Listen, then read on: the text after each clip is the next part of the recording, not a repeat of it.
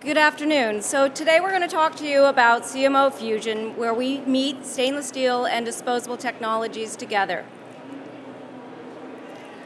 This is the presentation outline. So we're going to briefly give you an introduction to BioVectra, because I'm certain many of you have not heard of us. Talk about a timeline and installation of a facility in Windsor, Nova Scotia. It is a microbial fermentation facility, which makes us a little bit different than a lot of the talks you've heard today, because we're exclusively microbial. We'll also talk about some process capabilities and technologies, and then our platform approach and the technologies that we plan on using at our facility. Then we'll talk about our future vision, because this is right now a construction site. It's not an operating facility at this point, but it will be soon. And then we'll conclude. So a little bit about BioVectra. The company's been around for about 45 years, all in the Atlantic region of Canada. We're headquarters in Prince Edward Island. We have 3 facilities in Prince Edward Island and 1 in Nova Scotia that we'll be talking about today. We have approximately 305 employees. We are suppliers to the top 20 biotech and pharma globally. We're also financially stable and have a very strong balance sheet. Mallinckrodt Pharmaceuticals is our parent company, which I think a lot of people are unaware of, and we operate independently with a Chinese firewall or Chinese wall in between our organizations. So this is our set of complementary capabilities. They're very niche.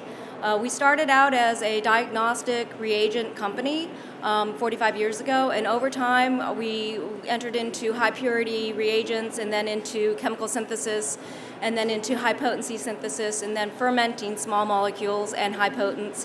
And from that fermentation experience of over 10 years, it was a logical progression into fermentation of biologics, which we will talk about today. So what we're building in Windsor is a full-service CDMO from cell line to BLA. We are looking at taking in all BSL level 1 organisms, so E. coli, Pichia, Saccharomyces, and we'll be able to produce pretty much anything that can be expressed in those expression systems. So the investment into Windsor was a $27.5 million investment. We made it starting in 2015. The facility was an old Separacore facility, and we purchased it in that time frame. And originally it was for a specific client and for a specific process. But over time that changed, the need changed. And so what we decided approximately 14 months ago as a strategic decision is to make it in a biologic-only exclusive facility. It was tank volumes about 64,000 liters, so we're talking very large stainless steel. And we are having the installation and full validation will be complete in September, and we have our first GMP manufacturing run to begin at that time frame.